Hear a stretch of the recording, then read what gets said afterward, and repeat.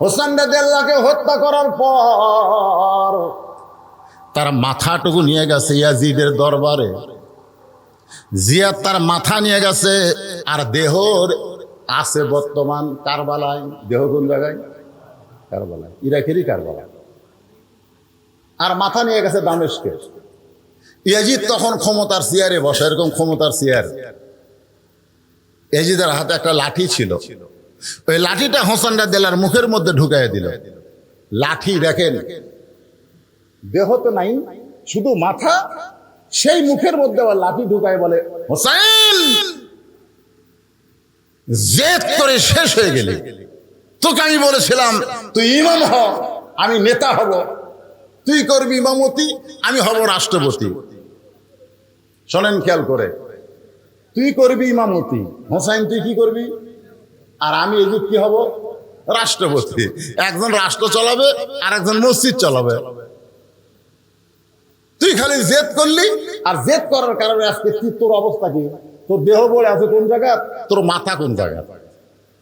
মুখের মধ্যে লাঠি ঢুকাইয়া যখন ইয়াজিদ এইরকম অহংকারমূলক কথা বলতেছে, ইয়াজিদের সামনে যত মানুষ বসে আছে তাদের মধ্যে অনেক নবীর সাহাবীও আছে। হাদিসের মধ্যে আছে প্রায় 11-12 জন সাহাবী বসে আছে, আর হাজার হাজার মুসলমান, তারা সবাই মাথা নত করে বসে আছে। কেউ একটা কথাও বলতেছে না, কেউ একটা কথা বলতেছে না। হোসেন রাদিয়াল্লাহ তার মুখের মধ্যে লাঠি ঢুকাইছে, এরকম তিরস্কারমূলক কথা বলতেছে, কিন্তু কেউ মাথা তুলতেছে না, কারণ জানে এ সময় মাথা তুললি তার মাথা।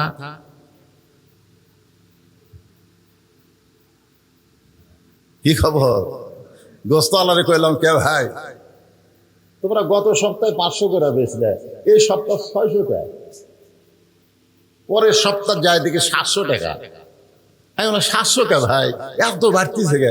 তোর কথা কয় না তো, আমরা এত টাকা নিচ্ছি, কেউ তো কথা কয় না। মনে হয় বর্তমানে বাংলাদেশের মানুষের জবান বন্ধ, ধরে কোন কথা ঠিক কিনা, কথা কয়। এমনকি নিজের বাড়িতে ভারতের হিন্দুদের পূজার গান হচ্ছে, হরি হরি হরি হরি লো, পূজার বাদ্য বাজতেছে, তারপরেও পুরুষ মানুষ কথা বলতেছে না। এই পূজার বাদ্য বাজতেছে তার বউয়ের কারণে, কারণ তার বউ স্টার জলসা জি বাংলার বড় ভক্ত।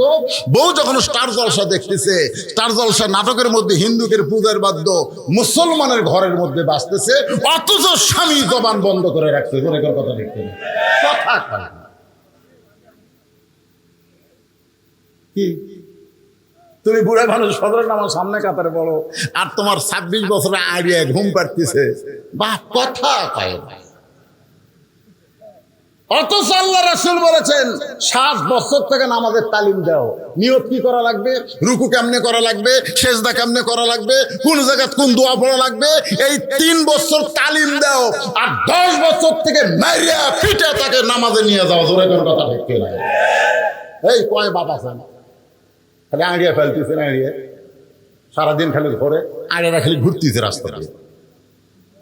কি কয়দিন ঘুরবো? ঘুরতে ঘুরতে একদিন বদরু শহীদের মতন বুড়া হয়ে যাবা। দরেকার কথা ঠিক না? বুড়া হয়ে যাবা, তখন তোমার মধ্যে মরার ভয় আসবে, আল্লাহর ভয় না। কিসের ভয়? মরার ভয়। মসজিদের নামাজ পড়বার যায় দেখে, আর মাজা ওই বিয়ারিং যে মেশিন চলে না, সেই মেশিন হতাল চলাবার গেলে চলবি, কারণ বিয়ারিং টিয়ারিং সব জাম মারছে। বিয়ারিং জাম মারছে, বিয়ারিং জাম মারা বোঝেন না? এখন হাঁটুর বিয়ারিং জাম মারছে, মাজার বিয়ারিং জাম মারছে, আর রুকু করা পারে না, সেজদাও করা পারে না, ওই সিয়ারত বসে থেকে খালি করতেছে। ফেরেশতা কয়, আল্লাহ এই যে তুমি কোরআনে কইছো কুমু লিল্লাহি কানিতিন, দাঁড়াও লিল্লাহি আল্লাহর জন্য কানিতিন, আনুগত্য নিয়ে দাঁড়াও, নামাজ দাঁড়িয়ে পড়তে হবে, দাঁড়াতে হবে। আর এই সারাদিন হাতে বাজারত যায়, 10-এর ব্যাগ নিয়ে বাড়িতে আসে, আর মসজিদ আসে চেয়ার নিয়ে বসে, এর খবর কি? আল্লাহ বলতেছে সরকারি চাকরি না করে কেউ যদি পেনশন চায়, ওই জীবনেও পেনশন পাবি না। ধরে কোন কথা ঠিক কিনা?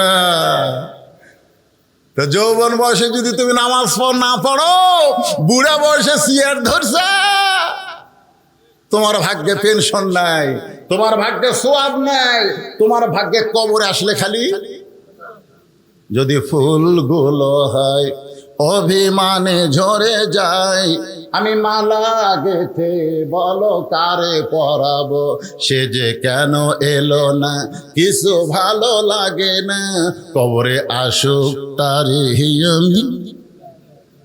কি কোন মজা আছে না নাই? ধরে কোন আছে না নাই?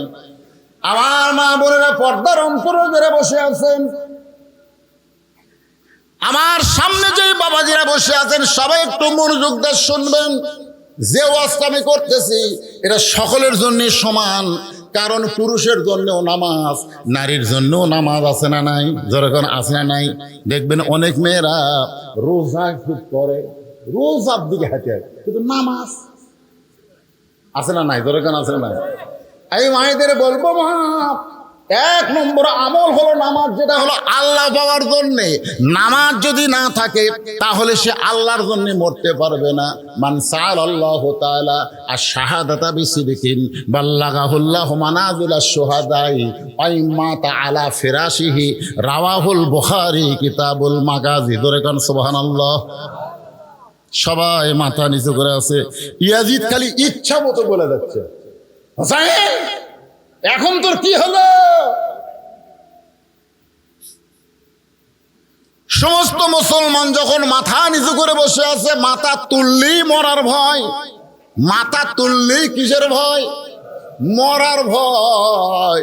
মানুষের যখন মরার ভয় ঢুকে যাবে, ওই মানুষ আর হকের পক্ষে থাকতে পারবে না, কারণ মরার ভয়, ধরার ভয়, মরার ভয়, ধরার ভয়।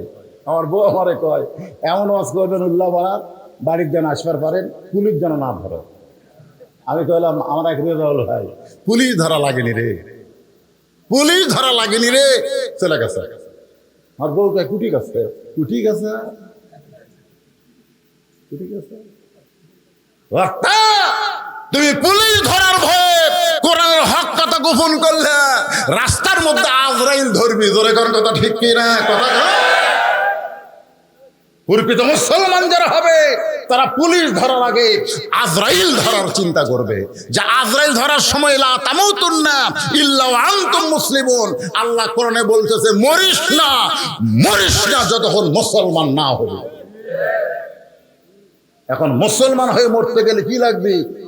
ইন্না লিল্লাহি ওয়া ইন্না ইলাইহি রাজিউন। আয়াতের তাফসীর শোনা লাগবে না? জোরে লাগবে না? আমার মা বোনদের জন্য বলতেছি, মা, যদিও নামাজের ওয়াজ হচ্ছে, মুসা আলাইহিস সালামের মৃত্যুর পছন্দের 2 নম্বর কারণকে সামনে নিয়ে হোসাইন এখন মুখের মধ্যে লাঠি নিছে। এমন সময় একজন সাহাবী মাথা তুলছে। 10-12 জন সাহাবীর মধ্যে একটা সাহাবী মাথা তুলিছে, মাথা তুলছে। শুধু মাথা তোলেনি, খাড়া হয়ে গেছে। বসে থাকলে হবে না, বসে থাকলে হবে না তো। মাও বলতেছে, খবরদার বেরাস না, বাইরে কিন্তু বাঘ আছে, বাঘ আছে, খবরদার বাইরে যাস না, ঘরের দরজা বন্ধ, বসে থাক। মাও মনে করছে ছেলেকে আমি বাড়ির মধ্যে রাখলি ছেলে আমার নিরাপদ হবে। ছেলে আর বাড়া যায়নি। আস্তে আস্তে জঙ্গল বেড়ে গেছে। জঙ্গল কি বেড়ে গেছে, বাড়তে বাড়তে আর জানলা পর্যন্ত জঙ্গল এসে গেছে। ওই আর বাড়ায় না, কিন্তু বাঘ জানলার যায়। তারপর কান দেওয়ার কয়, মা তুমি বাড়াবার নিষেধ করছে, এখন বাঘই যে আমার জানলার কাছে, এখন কি? তখন মা বলতেছে, আমি বড় ভুল করছি রে, আমার বলা লাগতো বার হ, খালি হাতে বার হোস না, খালি হাতে বার হোস না, কুড়াল নিয়ে দাও নিয়ে জঙ্গল কাটা সাফ কর। জোরে করে কথা ঠিক না? বের হ মুসলমান, বের হ। বসা থাকলে ঈমান থাকবে না। জোরে করে কথা ঠিক না? বের হ। আমার বলা দরকার ছিল বের হ, খালি হাতে না, একটু সাইজ করার মাল না বাড়া। জোরে করে কথা ঠিক না? একজন মাথা তুলেছে, যেই সাহাবী মাথা তুলেছে তার নাম হলো আনাস ইবনে মালিক। আনাস ইবনে মালিক, যিনি একাধারে 10 বছর আল্লাহর নবীর খেদমত করেছে। চলো বলে এখন অনেকে মনে করতে যে হুজুর নবীর খেদমত করতেছি, মানে নবীর পাও টিপে নাকি? এখন কতগুলা বক্তা এসে দেখবেন, আমি দেখছি অনেক হাফেজি মাদ্রাসায় বক্তা এসে 3 জন ছাত্র লিখছে, ওরা ফট করে এক পর্দা দেয়, এরকম একটা পর্দা টানে দেয়, বুঝলেন? পর্দা টানে দেয়, হুজুর রেস্টে আছে। 3 জন ছেলে, কেউ কপাল টিপতেছে, কেউ আঙ্গুল টানতেছে, কেউ উড়ে টিপতেছে, ওরা হাঁটু টিপা দিচ্ছে। একজন পুরুষ আর একজন পুরুষের গায়েও হাত দেওয়া হারাম, গায়েও হাত দেওয়া হারাম। তোমার এতই যদি টিপে এলে ওর অভ্যাস থাকে, বইয়ের থেকে টিপে এলাও, কথা কার না। আবার খালি বইয়ের থেকে টিপে লিও না, বউ কেন টিপে দিও? কারণ আল্লাহ কোরআনে বলেছেন হুন্না লিবাসুল লাকুম ওয়া আনতুম লিবাসুল লাহুন্না। স্বামী হলো বিবির পোশাক, বিবি হলো স্বামীর পোশাক। জোরে কান সুবহানাল্লাহ, সুবহানাল্লাহ জোরে কান। আনাস রাদিয়াল্লাহু বলেন, আমি জীবনে বহু ভুল করেছি, আমি রাসূলের অনেক কথা বুঝতে পারি নাই, ভুল করেছি, কিন্তু এরপরেও 10 বছর রাসূল আমাকে কোনোদিন বললো না আনাস তুমি এটা কেন করলে, এটা কেন করলে না, এমন কথাও রাসূল কোনোদিন বলে নাই। ধরে কোন সুবহানাল্লাহ। আনাস বলে, ইয়াজিদ তুমি যার মুখে লাঠি ঢুকায়া ব্যঙ্গ করতেছো, তিরস্কার করতেছো, সেই হোসেনকে তুমি চেনো? সুবহানাল্লাহ। সেই হোসেনকে তুমি চেনো? চেনো? আগে চেনা লাগবে তো, আগে চেনা লাগবে না? আলেমদের না চিনলে সম্মান দিবের কোত্থেকে? আগে চেনা লাগবে। তুমি চেনো হোসেনকে? আমি 10 বছর নবীর খাদেম ছিলাম, নবীর গোলাম ছিলাম, এ কথা বলা হারাম, এ কথা বলা হারাম। কেউ যদি নাম রাখে গোলাম নবী, নাম রাখা হারাম। গোলাম রব্বানি নাম রাখা যাবে, গোলাম রব্বানি, রবের গোলাম বলা হবে, নবীর গোলাম বলা যাবে না, নবীর খাদেম বলা যাবে। জোরে কোন কথা ঠিক কিনা? কথাগুলো খুব খেয়াল করবেন। নাম তো গোলাম রসুল, আমি রাসূলের গোলাম, তো চাপাত লাত্তি মেরা জাহান্নাম পাঠাবে। রাসূলের গোলামি করার জন্য আল্লাহ তোমাকে এখানে পাঠাই নাই, রাসূলকে অনুসরণ করার জন্য আল্লাহ বলেছে। জোরে কোন কথা ঠিক কিনা? অনেকে নাম গোলাম রসুল, গোলাম নবী। আমি কই ভাই এগুলো ভাই কত হুজুরের সামনে পরিচয় দিলে, কি মনে করতেছেন? কার গোলাম হওয়া লাগবে? নাম রাখেন গোলাম রব্বানি, গোলাম রহমানি, এগুলো নাম রাখা যায় আছে, আল্লাহর গোলাম। আমি 10 বছর রাসূলের খেদমত করেছি। রাসূল ফরজ নামাজগুলো মসজিদে পড়তেন, আর নফল সুন্নতগুলো নিজের বাড়িতে পড়া পছন্দ করতেন। আল্লাহ রাসূল নফল নামাজের সেজদায় প্রত্যেকে, ওই হোসাইন যার মুখে লাঠি ঢুকাইছো, সেই হোসাইন তখন ছোট্ট ছিল, প্রত্যেকে এসে আল্লাহ নবীর পিঠে চড়েছে। নবী আছে নামাজের সেজদায়, আর নবীর পিঠে চড়ে বলতেছে চল ঘোড়া চল, চল ঘোড়া চল, চল ঘোড়া চল। আনাস বলে, ইয়াজিদ রে আমার সহ্য হলো না, নবী নামাজের সেজদায় আর হোসাইন চল ঘোড়া চল ঘোড়া বলতেছে। আমি আস্তে করে নবীর পিঠ থেকে হোসাইনকে যখন নামাতে গেলাম, এমন সময় নবী সেজদা দেওয়া অবস্থায় আমার হাত দিয়ে ইশারা করলেন নামাস না। আমি আবার ফিরে আসলাম, কিছুক্ষণ পরে হোসাইন বলতেছে যেই ঘোড়া চলে না সেই ঘোড়ার পিঠে চড়ে আমার লাভটা কি? রাগ করে হোসাইন যখন ঘর থেকে বার হয়ে যায়, নবী নামাজ শেষ করে যখন সালাম ফিরাই, আমি রাসূলের সামনে গিয়ে বললাম, ইয়া রাসূলুল্লাহ এত বড় বেয়াদবি হোসাইন করলো, আমি নামার চাইলাম কিন্তু আপনি নিষেধ করলেন কেন? রাসূল বলে, আনাস আমি হোসেনকে পিঠ থেকে নামাবার চাইছিলাম, আমি নামাবার চাইছিলাম কারণ আল্লাহর সেজদায় আছি। এমন সময় আল্লাহ যদি হোসেনের উপর বেজার হয়, এই মনে করে আমি যখন নামাবার চাইলাম, আল্লাহ ডাকতে বলে, হাবিব আপনি যেমন হোসেনকে ভালোবাসেন, আমি আল্লাহ তেমন ভালোবাসি। আপনার পিঠে যতক্ষণ বসে থাকবে আপনি হোসেনকে নামাবেন না। ওমর ফারুক বললেন, ইয়া রাসূলুল্লাহ আসরের প্রথম সেজদায়, প্রথম রাকাতের প্রথম সেজদায় আমরা সুবহান রাব্বিল আলা, সুবহান রাব্বিল আলা 3 বার বললাম, কিন্তু দ্বিতীয় সেজদায় 100 বার বলি, তারপরেও আপনি সেজদা তোলেন না। কারণ ইমাম সেজদা না তুললে মুসল্লিরা তো সেজদা তোলা যাবে না। ইয়া রাসূলুল্লাহ, তাহলে আসরের নামাজের প্রথম সেজদায় 3 বার আর দ্বিতীয় সেজদার কি 100 বার সূরা রাব্বিল আলা বলতে হবে? আল্লাহ রাসূল বলে, সাহাবীরা রে, আমি দ্বিতীয় সেজদায় 100 বার সূরা রাব্বিল আলা বলিনি, কিন্তু সেজদা লম্বা করার কারণ কি তোমরা জানো? বলে, না রাসূল, আমরা তো জানি না। বলে, তোমরাও সেজদায়, আমিও সেজদায়। এমন সময় আমার 2 নাতি হাসান হোসেন এসে আমার পিঠের উপরে চড়ে বসেছে। এখন সেজদা কেমনে তুলি? আমি তুলবার চাই, কিন্তু আল্লাহ তুলতে নিষেধ করে। রে সাহাবীরা শোনো, সাইয়্যিদুশ শাবাবি আহলিল জান্নাহ হাসান হোসেন রাদিয়াল্লাহু তাআলা আনহুমা, জান্নাতি যুবকদের সর্দার হবে হাসান হোসেন। এদেরকে যে ভালোবাসে না, আমি নবীকেও সে ভালোবাসে না। আর আমি নবীকে যে ভালোবাসে না, সে আল্লাহকেও ভালোবাসে না। আল্লাহকে যদি পাবার চাও, তাহলে নবীর সাথে হাসান হোসেনের প্রেমটাও কলিজার মধ্যে রাইখা দাও। ধরে কর না সুবহানাল্লাহ। ইয়াজিদ নবীরে ঘোড়া বানাইছে, আল্লাহর ভালো লাগে। আর তুই মুখের মধ্যে লাঠি ঢুকায় তিরস্কার করিস। তুই হোসেনকে চিনিস? আজ ক্ষমতার চেয়ার পায়া তুই যা ইচ্ছা তাই করতেছিস। আমি রাসূলের সাহাবী আনাস বলতেছি, একদিন তুইও থাকবি না, তুই মরে যাবি, কিন্তু হোসাইনের মরণ নাই। উপস্থিত মুসলমান বুঝবার পারলো যে একদিন তুই মরে যাবি, তুই শেষ হয়ে যাবি। ইয়াজিদ মরে গেছে, পচিয়া গেছে। গোটা পৃথিবীতে মুসলমান তো দূরের কথা, একটা হিন্দুর বেটার নামও ইয়াজিদ নাই। ধরে কোন কথা ঠিক না? আর প্রত্যেকটা পাড়ায় পাড়ায় হোসাইন আছে না নাই? ধরে কোন আছে না নাই? তার মানে বোঝা গেল, আল্লাহর জন্য যারা জীবন দেয় তারা কিন্তু মরে না, তারা কিয়ামত পর্যন্ত অমর হয়ে যায়।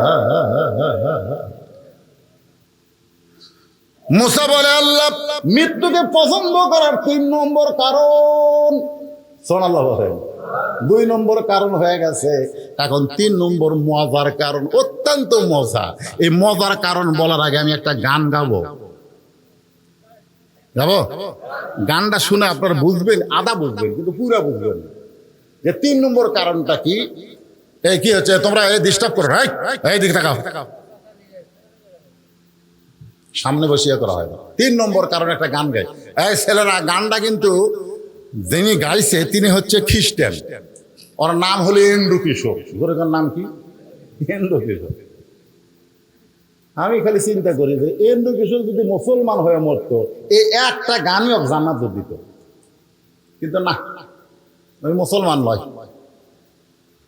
যেরকম নবীর চাচা আবু তালেব রাসূলের যে ভালোবাসা দিছে, আল্লাহ রাসূল নিজেই বলেছে, আমি বাপ হারা হতে পারি কিন্তু আমি এতিম না, আমি এতিম নই, আমার বাপ না এটা বলতে পারো, কিন্তু আমার এমন এক চাচা আবু তালেব পেয়েছি যে চাচাকে বাবার পরে আমার বাবা নাই, এ কথা আমার কোনোদিনও মনে হয়নি।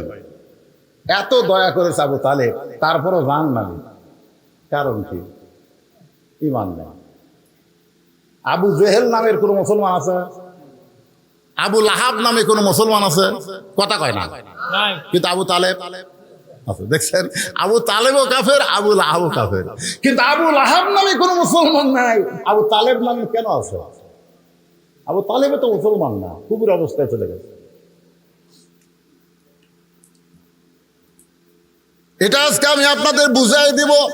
দুটাই নবীর চাচা, আবু লাহাব নবীর চাচা, আবু তালেব নবীর চাচা, দুটাই কাফের।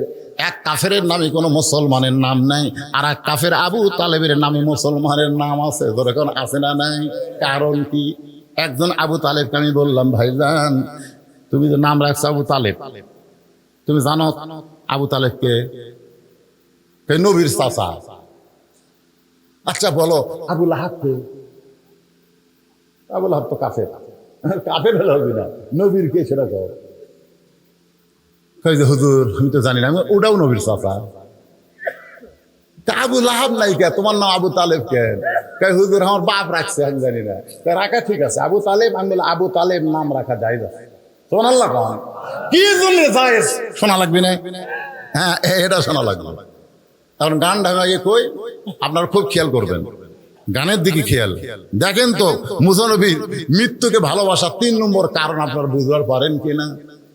চলতে পথে 2 দিন থামিলাম, যাবার কালে একজন আরো দেখা না পাইলাম। ও আমার সাদের মালা যায় রে ছিঁড়ে, রইব না আর বেশি দিন তোদের মাঝারে। ডাক দিয়েছেন, এই জায়গাতে একটু ভুল হলো, ওই হিন্দুকেও বা খ্রিস্টান ওই দয়াল কবি, কিন্তু আমরা দয়াল কব না, আমরা বলবো আল্লাহ। ধরে কোন কি বলবো? তাহলে কি বলেন? ডাক দিয়েছেন আল্লাহ আমারে। আপনারা বলেন ডাক দিবে আল্লাহ আমারে, এইটা ইন্দু কিশোর না বলে কেন বললেন দিয়েছেন? কারণ দিয়েছেন হলো অতীতকাল। তিনি গানের মধ্যে বর্তমান ভবিষ্যৎ না বলে ডাক দিবে হলো, এটা হলো বর্তমান, ভবিষ্যৎ দিয়েছেন হলো অতীতকাল। আপনারা বলেন তো গানের মধ্যে কি বলেছেন? ডাক দিবেন দয়াল আমারে, না ডাক দিয়েছেন? তো ডাক দিয়েছেন কেন বললেন?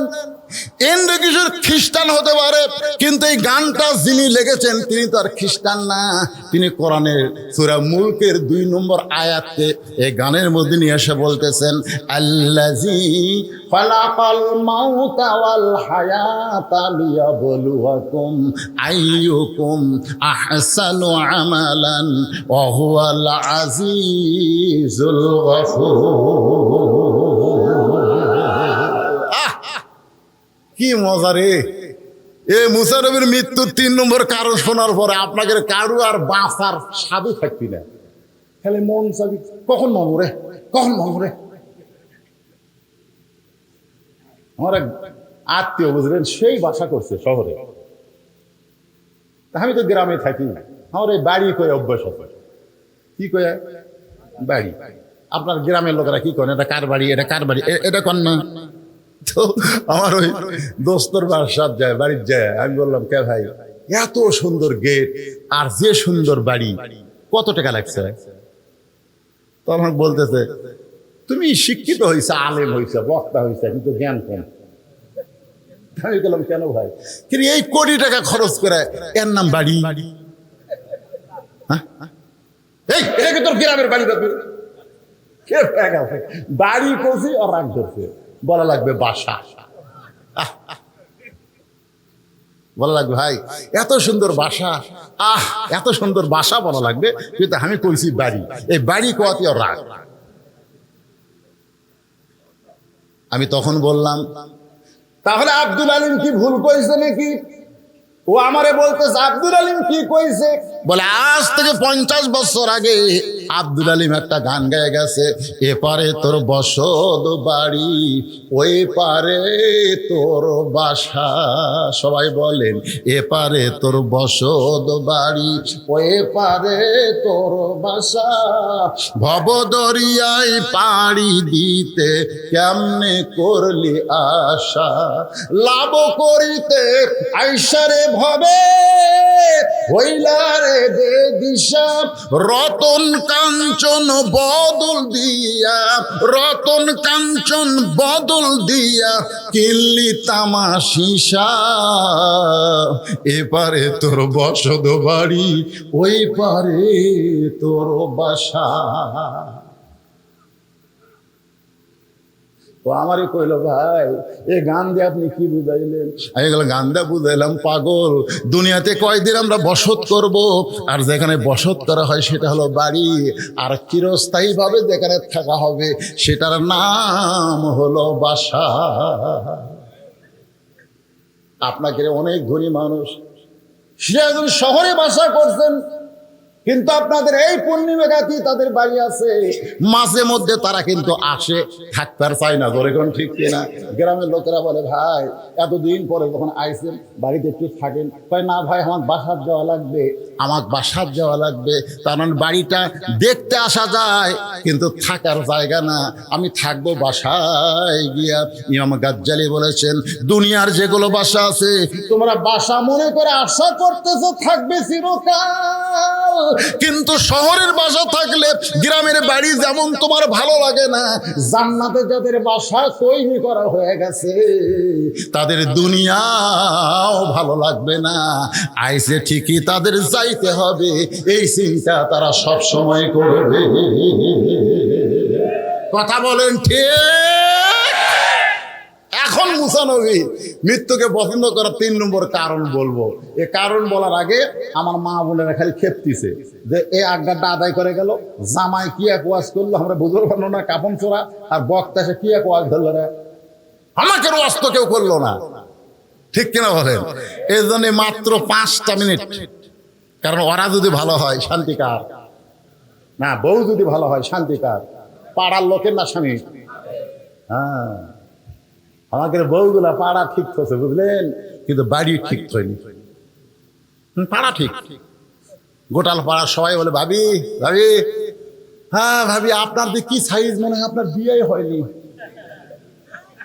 দেখো আল্লাহ তোমার কি চোখ দিচ্ছে রে, আর আমার স্বামী এই ভালো কথা আমার কোনোদিনও হয়নি। আমি পেলাম যারা বলতে ভাবি মনে হয় তোমার বিয়ে হয়নি, এরা এই তারিফ করার কারণ হলো ওভার ডিউটি মারবার চাই। ধরে কোন কথা ঠিক না? আর স্বামীর তো ওভার ডিউটি না, স্বামীর হলো ডিউটি। কারণ আপনাদের পূর্ণিমা গাজীতে এই জায়গায় আমি আবার কোনোদিন আসতে পারবো তার কোনো গ্যারান্টি নাই। ধরে কোন কথা ঠিক কিনা? একই থানায় ওয়াজ ছিল আমার আর কাউসারির, একই থানায়। যেদিন মারা গেল আমার ওই থানাতে ওয়াজ ছিল। আমরা 2 ভাই, এক জায়গা তো ওয়াজ নাই, কিন্তু একই থানায়। আমাকে আজরাইল সেদিন ধরবার পারেনি, আমাকে হয়তো খুঁজিছে, খোঁজার পর দেখতেছে কোনটা ধরলে এখন কাম হবে, এক কাউসারি ধরছে না। ওয়াজ ওঠার আগে আমাকে বললো ভাইজান শরীরে একটু খারাপ লাগতেছে, আপনার কখন দেবে? আমি বেল করে চালাচ্ছিলাম। আমি বললাম ভাই এর কিন্তু কি অভ্যাস হলো, আদায় করতেছে বক্তা তুলে দেওয়ার আক্কেলই নেই। আমি তাই বলতেছি তাহলে দোয়া করেন ভাই, আমি টেতর যাচ্ছি, শরীর একটু নার্ভাস লাগতেছে, দোয়া করেন। আমি দোয়া করলাম কি আমানিল্লাহ। কি ভাবতেছেন? বাড়িতে বলে গেছে বউকে যে 2টার দিকে আসবো। কাউসের ভাইয়ের একটা অভ্যাস ছিল, বাড়িতে আসলে বউ দুধ গরম করে রাখে, 2 জন মিলা খায়। স্বামীর জন্যই বউ রাখে, কিন্তু স্বামী আবার একলা খায় না, বউ মিলা খায়। এই জন্য স্বামী যাওয়ার মাত্র কয়েকদিন পরে বউ চলে গেছে। ধরে কোন কথা ঠিক?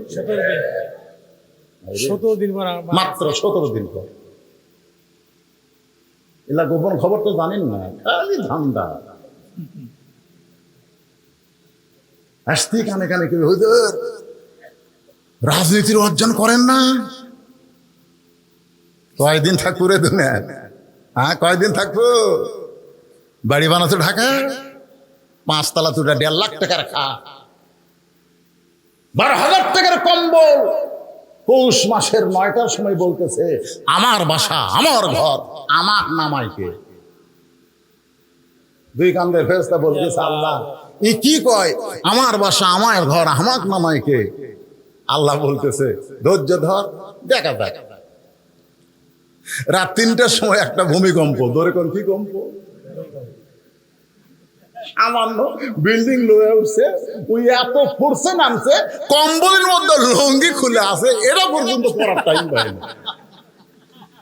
2 কান্দের ফেরেশতা বলতেছে আল্লাহ নামাইলা, তাই বলে ন্যাংটা করে নামালা।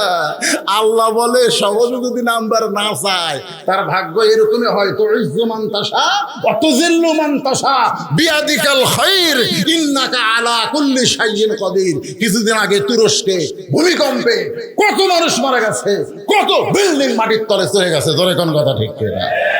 তো তাহলে এগুলা কি বাড়ি না বাসা? এ কথা কন। মুসানের মৃত্যুকে ভালোবাসার 3 নম্বর কারণ বলার আগে আমার মা বোনদের জন্য 5টা মিনিট ওয়াজ করব, একটু ধৈর্য ধরে শুনতে হবে, কারণ আমার মায়েরা তো আমাদের অংশ। ধরে কোন ঠিক কিনা?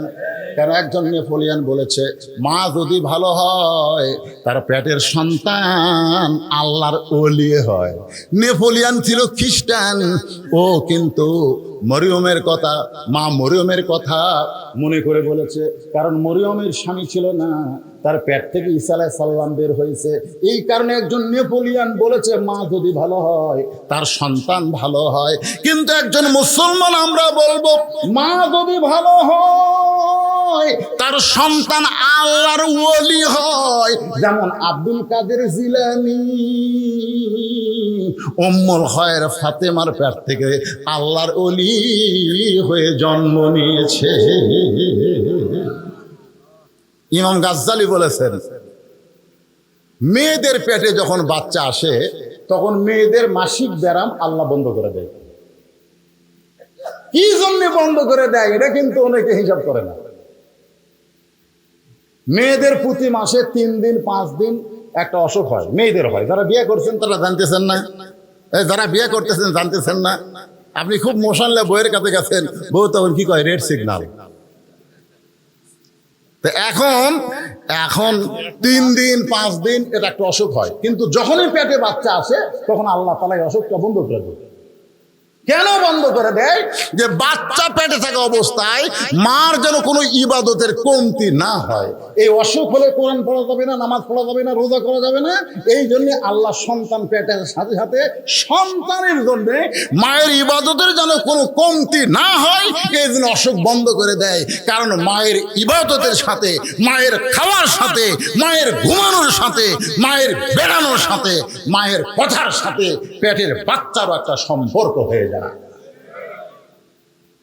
পেটত বাচ্চা নিয়ে মা যদি গোটা পাড়া ঘোরে, সেই সন্তান দুনিয়াতে সে কোরআনের মাহফিলে বসে থাকবে না, কারণ পেটের মধ্যে ওর ঘরণী ব্যারাম শুরু হবে। তোর কোন কথা ঠিক? আল্লাহর বান্দার একটু মনোযোগ দেন। মা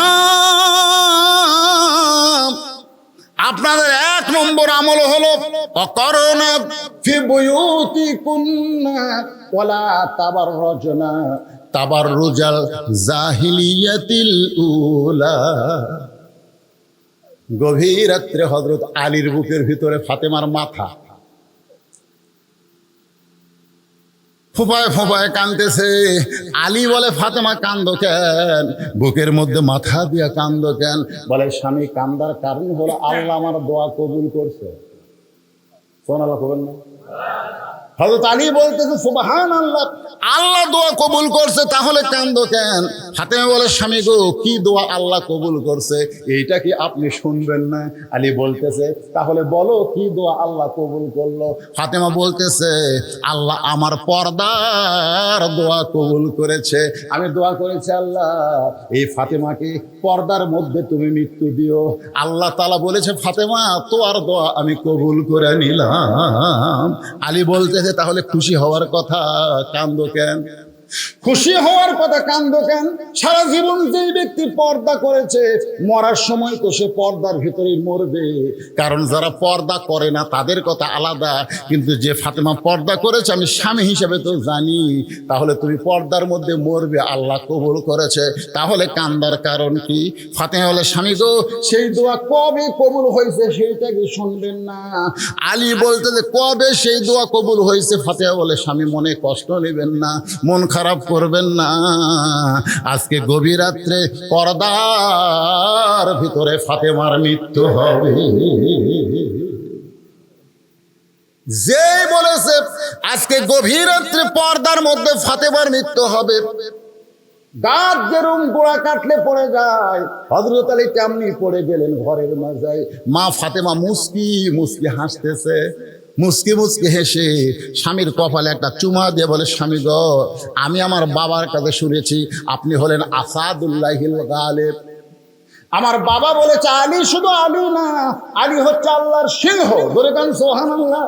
আমার বাবা বলেছে আনা মাদিনাতুল ইলমি ওয়া আলিউ বাবুহা, আমি হচ্ছে ইলমের শহর, আলী হচ্ছে তার দরওয়াজা।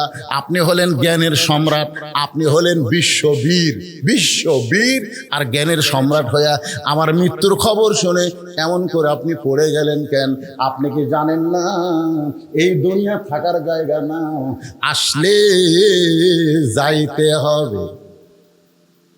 স্বামীর কপালে চুমা দিচ্ছেন গভীর রাত্রে, যিনি মৃত্যুবরণ করবেন, যিনি মৃত্যুবরণ করবেন তিনি জীবিত মানুষকে বুঝাচ্ছেন আপনি কি জানেন না আসলে যাইতে হবে। এখানে যারা বসে আছেন ভাই, আপনারা শূন্যস্থান পুরা করবেন, আমি যেই বলবো আসলে আপনারা বলবেন যাইতে হবে। বলতে পারবেন কি পারবেন না? আসলে এটা কি অন্তর থেকে বলেন?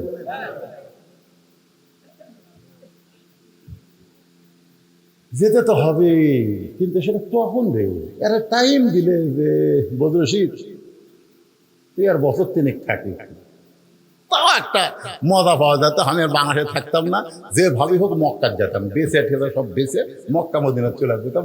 3 বছর আর এই দেশে তুমি থাকবো না ভাই, ওটি যায় খালি 1 লক্ষ টাকা সব, 50,000 সব ধরে কন্ট্রাক্ট না।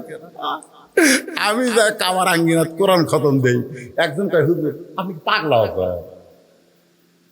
চলেন তো হোটেল, চলেন। আমি পাগলা? এখানে একবার আলিফ বললে বাংলাদেশে হবি 10 সোয়াব, আর এটি 10 লাখ হবি। কারণ এখানে একটা আল্লাহ বললে 10 লক্ষ, 1 লক্ষ বার আল্লাহ বলার সোয়াব হবে। ধরে করে সুবহানাল্লাহ। ওরা খালি যায় নামাজ খোঁজে, খালি কম্বল খোঁজে, বুঝলেন? আমার সাথে গেছিল, তুই কয় যায় না দিবি, কোন জামাই কি দিবি, খালি এলে করতেছে মার্কেট। আর আমি দূরত পড়ি মদিনায়, মক্কা পড়ি কোরআন। ধরে কোন সুবহানাল্লাহ। কে ভাই টাইম আছে কথা কন? আমি জানি টাইম, আপনারা কি জানেন? তাহলে অন্তর থেকে যুবকরা হাসে না। এই বছরে দেখছি বুড়ার চাইতে এই যে R15 এমন সব মোটর সাইকেল পাবে, বুঝলে? আমি এক বেটির বাপের বাড়িতে যাই, দেখি পিছন দিকে সিট উঠছে, এই ট্যাঙ্কির একটু দোপা, দোপা মানে নিচে, পিছন দিকে উঁচে। আমি বললাম কে ভাই মোটর সাইকেল? জামাই দিছে হুজুর। এইরকম কেন? দেখে শুনে নিছি, আমার টাকাতে মোটর সাইকেল কিনেছি, জামাই থাকবি নিচে আর আমার বেটি থাকবি উঁচে, পিছন থেকে উঁচা দেখতেছেন না, উঁচার উপরে। আমার জামাই যখন মোটর সাইকেল চালাবে, আমার মেয়ে তখন ওর ঘাড়ের উপর হাত দিয়ে থাকবে। জনগণ বুঝবে টাকা নিয়ে মোটর সাইকেল নিলে নিচি থাকা লাগে। ধরে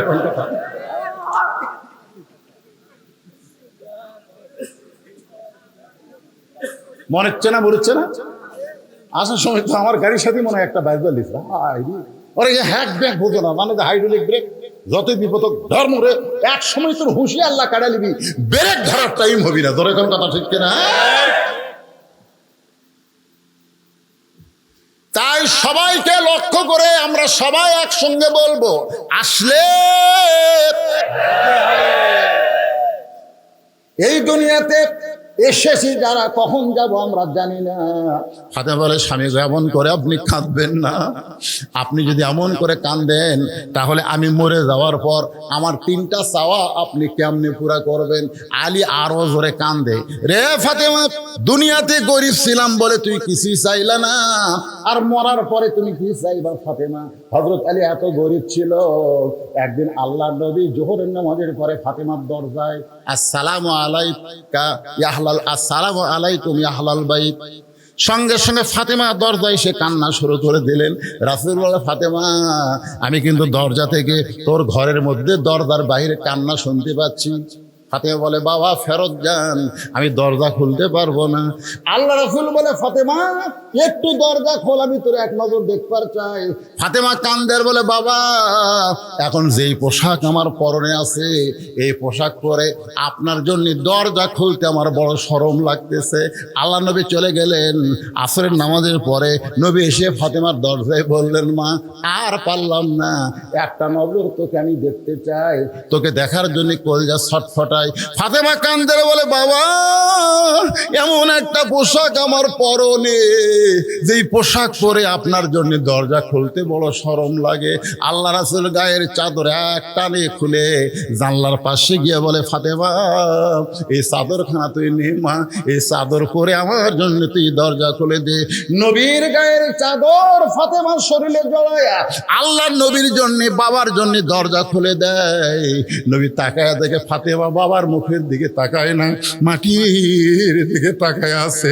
আল্লাহ রাসূল কান্দে বলে, ফাতেমা তোরে দেখার জন্য আমি চাদর দিয়ে ঘরের দরজা খুললি, তারপরেও আমার মুখের দিকে কেন তাকাস না, কেন তাকাস না? যেই মাত্র ফাতেমা নবীর মুখের দিকে তাকাইছে, আল্লাহ রাসূল বলতেছে, ফাতেমা এত সুন্দর তোরে লাগতেছে, চোখের তলে কি সুরমা দিয়েছিস মা? কি কালিমা, কি সুন্দর কালো লাগতেছে। ফাতেমা কান্দার বলে, বাবা আজকে কয়েকদিন হলে না খাওয়ার কারণে আমার চোখের নিচে কালি পড়ে গেছে।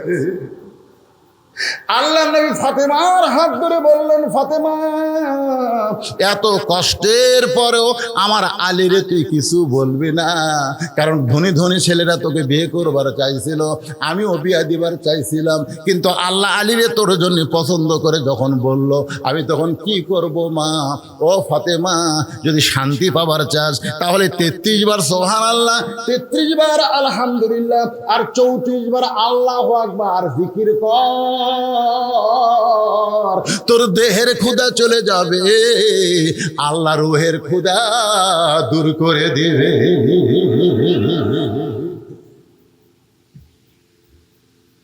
আলী কান্দার বলে, ফাতেমা দুনিয়ার জীবনে কিছুই দিবার পারলাম না, আর তুমি মরার পরে কি চাইবা ফাতেমা? বলে, 1 নম্বর চাওয়া হলো রাতের অন্ধকারে মৃত্যুবরণ করলাম, এ রাতের অন্ধকারই আমাকে দাফন করা লাগবে, দিনের বেলা বেপর্দা আলোর মধ্যে আমাকে দাফন করা যাবে না, এইরকম রাতের অন্ধকারই দাফন করা লাগবে। আমার চাওয়া হলো আমি মরে যাব, রাতের অন্ধকারই আমাকে দাফন করবেন। আমার 2 নম্বর চাওয়া হলো আমার কোনো জানাজার ব্যবস্থা করবেন না, আমার কোনো জানাজার ব্যবস্থা করবেন না। আলী বলে, ফাতেমা তুমি নবীর কলিজার টুকরা, লক্ষ মানুষ তোমার জানাজায় শামিল হবে, তুমি কেন জানাজা নিষেধ করো? ফাতেমা বলে, স্বামী গো আমি এতদিন পর্দার মধ্যে থেকে আল্লাহর হুকুম আমল করার পরে বুঝতে পেরেছি, লক্ষ মানুষ যদি বলে ফাতেমা ভালো, আল্লাহ কিন্তু লক্ষ মানুষের দিকে তাকায় থাকবে না, আল্লাহ খালি আপনার মুখের দিকে তাকায় থাকবে। আপনি যদি বলেন ভালো না, তাহলে লক্ষ মানুষের দোয়া দিয়ে ফাতেমার 1 তিল পরিমাণ লাভ হবে না। আর দুনিয়ার তামাম মানুষ যদি বলে ফাতেমা খারাপ, আর আপনি যদি বলেন আমার বউ ফাতেমা ভালো, এক স্বামীর মুখের সার্টিফিকেটে ফাতেমার জান্নাতের 8টা দরজা খুলে গেল। আমার মায়েরা, পদ্মার অন্তরে যারা আছেন মা, গ্রামের লোক আপনাকে ভালো কোক, দুনিয়ার লোক ভালো কোক, এইটা কোনো সময় আপনি চাবেন না। আল্লাহ রাসূল বললেন, ফাতেমা আল্লাহর পরে কাউকে যদি সেজদা দেওয়ার হুকুম থাকতো, তাহলে প্রত্যেকটা মেয়েকে আমি বলতাম স্বামীর পায়ে সেজদা করো, কিন্তু আল্লাহ ছাড়া কাউকে সেজদা করা যাবে না, এই কারণেই বললাম স্বামীর পায়ে সেজদা করো না। কিন্তু বুঝে নাও, মেয়েদের কাছে আল্লাহর পরে সবচাইতে যে দামি সেই হলো তার স্বামী। ধরে কোন সোহাগ। আমার মায়ের একটু মনোযোগ দিয়ে শোনেন। ফাতেমা 3 নম্বর দাবি করলেন, স্বামী গো আমার লাশটা কিন্তু খাটনিতে তুলবেন না, আমার লাশটা খাটনিতে তুলবেন না। আমি ফাতেমার দেহের ওজন কত এটা দুনিয়ার কোনো মানুষ যেন বুঝবার না পারে। সুবহানাল্লাহ।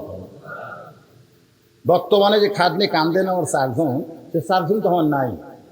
আমার বাবা যদি দুনিয়াতে জীবিত থাকতো, মরা মেয়ের লাশের খাটনি বাবা কান্দে নিবার পারত।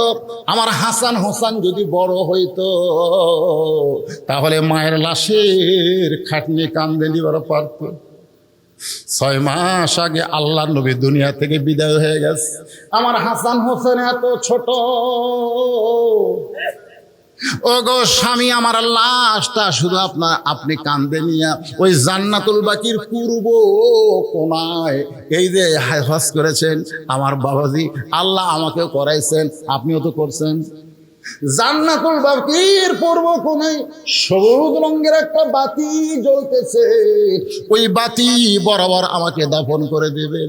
আপনি কবর খুঁড়তে না পারলে কাউকে বলবেন সে যেন কবর খুঁড়ে দেয়, সে যেন দুনিয়ার কারো কাছে কবরের খবর না জানায়। হযরত আলী গভীর রাতে আবু যর গিফারির জানলার কাছে ফোঁস করে কাঁদতেছে।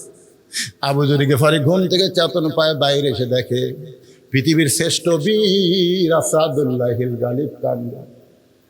আবু যর পরে, আলী রে, বহু যুদ্ধ তোর সঙ্গে করলাম, কোন যুদ্ধে তোকে পরাজিত হতে দেখি নাই, কিন্তু আজকে কেন কান্দিস আলী? কি দুঃখ তোর জীবনে? কোন যুদ্ধে তুই পরাজয় বরণ করলি? আলী কান্দের বলে, আবু যর, জান্নাতুল বাকির পূর্ব কোণায় সবুজ রঙের একটা বাতি জ্বলতেছে, ওই বাতি বরাবর একটা কবর কর। আবু যর গিফারি বলে, আলী কেউ মরে নাই, কার জন্য কবর করব? আর মরলে রাতের বেলা কেন করব? দিনের বেলা কি কবর খনন করা যাবে না? আলী বলতেছে, আবু যর, একজন পর্দানিশী গভীর রাত্রে মৃত্যুবরণ করবে, আবার গভীর রাত্রি তাকে দাফন করা লাগবে।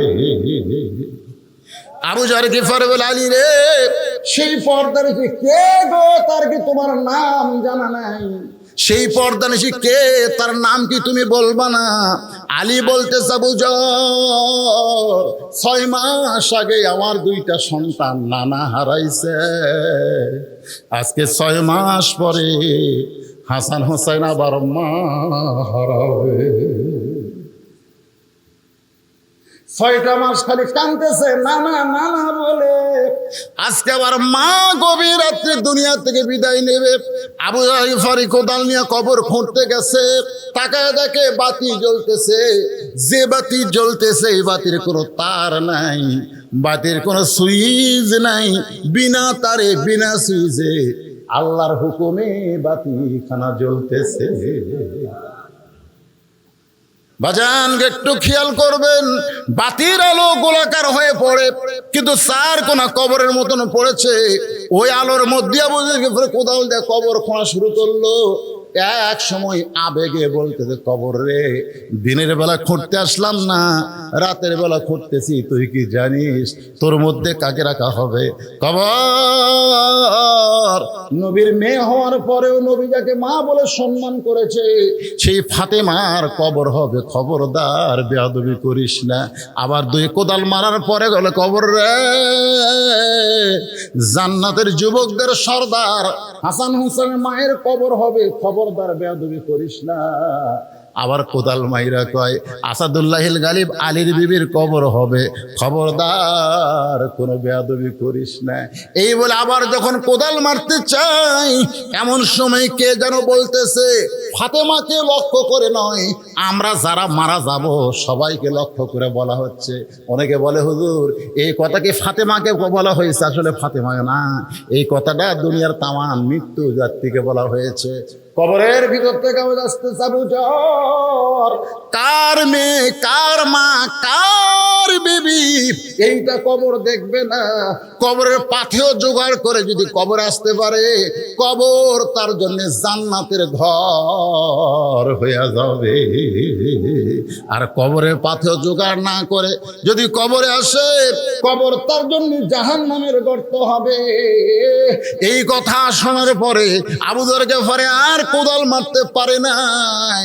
মা ফাতেমাকে গভীর রাত্রে হযরত আলী নিয়ে এসে আবু যর গিফারি আর জান্নাতুল বাকির মধ্যে নাই, গোপনে তাকে দাফন করে আল্লাহর কাছে 2 হাত তুলেছে। আল্লাহ, আল্লাহ, আমার বিবিকে আমি দুনিয়াতে সুখ দিবার পারি নাই, কোনো কিছু আমি করতে পারি নাই। আমার বিবিটা আমাকে কোনোদিন কষ্ট দেয় নাই, আমি কষ্ট পাবো এমন কথাও কোনোদিন বলে না। আমার পর্দানিশী ফাতেমাকে তুমি কবুল করে নিও আল্লাহ। এই দোয়াটা করে যখন হাতটা চোখে মুখে এভাবে মুছতেছে, তাকায় দেখে সামনে কয়েকটা পুরাতন কবর দেখতে। এইমাত্র ফাতেমাকে কবর দেওয়া হলো, সেই কবর আর নাই। শুধু পুরাতন কবর। কোথায় ফাতেমার কবর? এই মাত্র কবর দিলাম। বাকি হযরত আলী দৌড়ায় বলে ফাতেমার কবর। এখনই কবর দিলাম, সেই কবর কোথায় রে? কোথায় ফাতেমার কবর? কে যেন বলে আলী। কি হবে দৌড়ায়া, কি হবে খুঁজিয়া আলী রে? ফাতেমা ছিল আমার পর্দানিশী, আমি আল্লাহ জোহরা ডিগ্রি দিয়া ফাতেমার কবরটাকে কিয়ামত পর্যন্ত পর্দা করে দিয়েছি। সাইয়্যিদাতুন নিসা আহলুল জান্নাহ। ও মা বোনেরা, জান্নাতি নারীদের সর্দার হবে ফাতেমা। সেই ফাতেমার যদি সিগনেচার নিতে চান, ফাতেমার সঙ্গে যদি জান্নাতে থাকতে চান, তাহলে মাত্র 4টা আমল আপনারা করবেন মা। 1 নম্বর হলো পর্দা, 2 নম্বর হলো নামাজ, 3 নম্বর হলো রোজা, আর 4 নম্বর হলো স্বামীর কথা মতো চলা, স্বামীকে খুশি করা। এই 4টি আমল যদি করতে পারেন মা, আপনাদের আর কোন আমল করা লাগবে না। ফাতেমার সাথে আল্লাহ আপনাদের জান্নাত দিয়া দিবে। আপনারা বলেন মেয়েরা কি বেদার হবে? যাকবারে হুজুর আমাকে ওয়াজ করতে। এখন মুসা আলাইহিস সালাম মৃত্যুকে পছন্দ করার 3 নম্বর কারণ বলবো। এই কারণ শুনবেন, এরপর আমরা সম্মিলিত সবাই মিলে মোনাজাত করব। তাতে যদি আরো কিছু সময় লাগে, সমস্যা আছে? আমার বড় ভয় কি জানেন? আমি সভাপতি ভাই, আমি তাকে বললাম যে ভাইজান আপনি কি থাকবেন? না হুজুর আমি তো থাকা পারবো না, আমি শরীর খুব খারাপ। এই কথা কিন্তু বলছে, তাই বলেন ভাই। আবার বলছে হুজুর আপনি 1টা পর্যন্ত ওয়াজ করে পারবেন? আমি ইনশাল্লাহ। আমি কিন্তু অসুস্থ ভাই, আমি অসুস্থ, কঠিন অসুস্থ। আমি খালি আপনাকে বসার সাইজ দেখেন, আমার হাতের দিকে তাকাই দেখেন, এগুলো সমস্ত ঘা একবারে স্কিন ডিজিজ হয়ে গেছে। বাংলাদেশে আর কোনো চিকিৎসা নেই, বাংলাদেশে কোনো চিকিৎসা নেই। ইন্ডিয়ার যাওয়া লাগবে, কিন্তু আমার ভিসা দিচ্ছে না। আমি কোন তালিকার মধ্যে নাকি আছি, যাই হোক আমার ভিসা টিসা দিচ্ছে না। এখন আমি যাওয়ারও পারতেছি না। এখন খালি আল্লাহ রহমত আর আপনাকে দোয়া, আপনাকে দোয়া আর আল্লাহ রহমত। জনগণের কাছে আমি যখন ঘর থাকতে মনে হচ্ছিল আমি ওই পড়েই গেছিলাম ওই জায়গায়। হ্যাঁ, এত দুর্বল আমি। কিন্তু আপনাকে এই জায়গাতে আমি জীবনে আছি, উল্লাহ পরে এত ওয়াজ করছি, কিন্তু আপনাকে এই সোনার জায়গা আর কল যে ভরে গেছে। ঘড়ির দিকে তাকায় দেখি 1টা পার হয়ে গেছে। এরপরও মানুষগুলো এমন ভাবে বসে আছে মনে হয় কেবল রাত 8টা বাজতেছে। ধরে কোন কথা ঠিক না? এই যে একটা সুন্দর অবস্থায় আমার মতো অসুস্থ মানুষ আপনাদের সামনে ওয়াজ করলাম। মুসা আলাইহিস সালাম মৃত্যুকে ভালোবেসে যে 3 কারণে, তার 2টা কারণে বলছি। এখন মুসা আলাইহিস সালামকে আল্লাহ বলতেছে মুসা তুই ভুলে গেলে আমি তো ভুলিনি। ওই 3 ব্যক্তির কথা। ধরে কোন কয় ব্যক্তি? আপনারা হয়তো ভুলে গেছেন, কিন্তু আমি তো ভুলিনি। আমার আগে আমার জামাই কি ওয়াজ করলো, আমি বলছি জামাই যে জায়গাতে যায় ওয়াজের মূল টার্গেট কিন্তু ঠিক থাকবে। ধরে কোন কথা ঠিক না? কারণ আমার ওয়াজ যারা শুনছেন আপনাকে আমি কোনোদিনও ফাঁকি দেইনি। ওয়াজ এক ডাল বেড়ে চলে থুয়ে চলে গেল, ভাই অন্য জায়গায় যাবেন, অন্য জায়গায় যাবেন কিরে, আমি বাড়ি যাওয়ার পারবো কিনা তারই গ্যারান্টি নাই। ধরে কোন কথা ঠিক কিনা? এই জন্য যেখানে যে আলোচনা করি ওখানেই শেষ করে দিই, সমাপ্তি করে দিই। তো মুসা আলাইহিস সালাম বলতেছে আল্লাহ তাহলে 3 জনের খবর কি? আল্লাহ বললেন যে ব্যক্তি ধনী হসে গরিব হবার চায় ওরে বলো ও যেন আল্লাহ শুকরিয়া কমে দেয়। ও বলবে আমার বাড়ি আমার ঘর, এটা আল্লাহর কিছুই নেই। ও বলবে ওই যে দেখতেছেন না হুজুর ওই পুকুর আমার, ওই সাইডে যে জমিগুলো দেখতেছেন এগুলো সবই আমার, ওই পিছনে যা দেখতেছেন ওগুলো আমার, সামনে যা দেখতেছেন আমার ভাইয়ের, আমার চাচা, এলাকার মধ্যে কারো পা দেওয়ার জায়গা নেই। তো সবই যদি তোমাদের হয় আল্লাহর, তোকে আল্লাহটা দেখতে গেলে 2 মিনিট হাঁটা লাগবে। 2 মিনিট হাঁটা মসজিদের সামনে যা বলতেছে এখানেও আল্লাহর কিছু ছিল না, এখানেও আল্লাহর কিছু ছিল না। আমার চাচা দয়া করে আল্লাহ 10 শতক দান করছে, আর আমরা দয়া করে সিমেন্ট দিয়ে ইটে দিয়ে টাকা দিয়ে আল্লাহ ঘর বানা দিদি হুজুর। এরাই আল্লাহ, এরা হচ্ছে না শুকরি। তুমি তো তাকে বলবা যে আমার যে টাকা পয়সা আছে এগুলার মালিক আমি, এ যেন আজ থেকে আলহামদুলিল্লাহ আল্লাহ শুকরি আদায় না করে, না শুকরি করলেই অসম্পদ কমে যাবে। মুসা বলে আল্লাহ তাহলে যে মেয়েটা রাস্তায় কাঁদতেছে, যার বাড়ি ঘর নাই, সহায় সম্পত্তি নাই, তাকে কি খবর দিব? আল্লাহ বলে তাকে খবর দিও, ও যে অবস্থায় আছে সে অবস্থায় যেন আমি আল্লাহর শুকরিয়া আদায় করে। কি রে উড়ে আছে এমন একটা বাড়ির পানি হলে পানি পড়ে, রোদ উঠলে আগে বাড়ির মধ্যে রোদ আসে, খাওয়ার নাই কিছু নাই, ওই অবস্থা আলহামদুলিল্লাহ পাওয়া যায়? মুসা বলতেছে আল্লাহ তাহলে 3 নম্বর লুলা পঙ্গু, হাতও নাই পাও নাই, কাঠের ডুমার মতন খালি গড়ায়। ওই ব্যক্তি বলছে দুনিয়াতে আল্লাহ আমারে কেন পাঠাইছে, আমার কি কাম? আল্লাহ বলে খবর দিও জাহান্নামের একটা ছিদ্র আছে, ওকে দিয়ে আমি জাহান্নামের ছিদ্র বন্ধ করব। মুসা বলে আল্লাহ কি করলেন? কিসের ছিদ্র? আল্লাহ কয় তুই কানে কম শুনি, জাহান্নামের ছিদ্র বন্ধ করবো রে। মুসা কয় আল্লাহ এটা একটা আপনার কথা হলো, দুনিয়াতেও হাত পাও দিলেন না, আমার মরার পরে জাহান্নামের ছিদ্র বন্ধ করবেন, এইটা কেমন খবর? আল্লাহ কয় আমি হলাম খবর সৃষ্টিকারী, তুই হলেও খবর দেনেওয়ালা।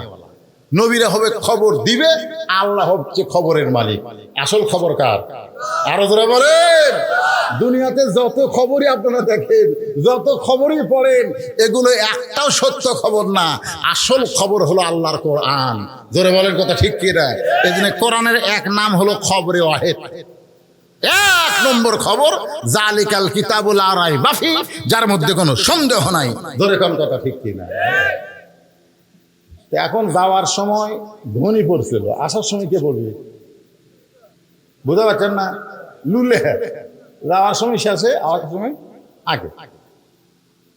খালি চিন্তা করতেছে আমি কিভাবে কই, বিপদ না? এই খবর দেওয়া একটা বিপদ না? তো পঙ্গু বলতেছে আল্লাহর নবী কি খবর? মুসা কাছে হাসতেছে, কি খবর? অবশ্যই ভালো খবর, আমার আল্লাহ কোনোদিন খারাপ খবর দেবে না।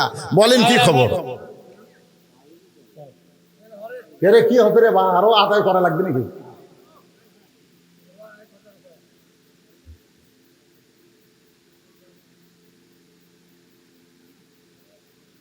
আচ্ছা,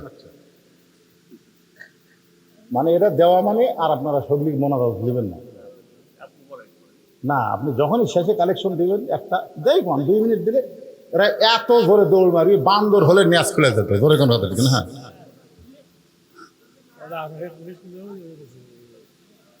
হ্যাঁ, কোনটা সেরা? আরে ওয়াজ তো করতেছি, ওয়াজ আর করতেছি না মানে আপনারা কোন তো, আমি যে এখানে টেসে যাচ্ছি, টেসে আদার পথে আমি নিঃশ্বাস নিচ্ছি, খালি টানে মারতেছি না। কোন প্রত্যেক ওয়াজ আমার শুনে দেখবেন একটু গল্প করি, একটু হাসাই, একটু মানে একটু দম খাই আর কি, একটু সল্লিয়ালা মারি। কিন্তু আজকে কোনো দম আছে, খালি এক টানা আওয়াজ করতেছে। তো কি বলতে চাচ্ছি শোনেন, এই কথাগুলো অত্যন্ত গুরুত্বপূর্ণ কথা। যেরকম কি পূর্ণ? গুরুত্বপূর্ণ। এখন লুলা বলতেছে আল্লাহর খবর কোনদিন খারাপ হবে না। মুসা বলতেছে যে খবর দিছে শুনলে তুই সহ্য করে পারবো না। বলে তাহলে আপনার বলতে অসুবিধা কি? আমি সহ্য করবো না পারলে আমি পারবো না, আপনি খবর দিয়ে দেখি। মুসা বলতেছে জাহান্নামের একটা ছিদ্র আছে, ওই ছিদ্র আল্লাহ তোকে দিয়ে বন্ধ করবে। সঙ্গে সঙ্গে লুলে চিল্লায় বলে আলহামদুলিল্লাহ। মুসা কই করে তোকে আমি জান্নাতের কছি না জাহান্নামের কছি? আপনি যা কন। এতদিন আমি মনে করতাম আমার কোনো দাম নাই, এখন বুঝতেছি আমারও দাম আছে। কারণ আমি জানি জান্নাতেরও মালিক যিনি, জাহান্নামের মালিক তিনি।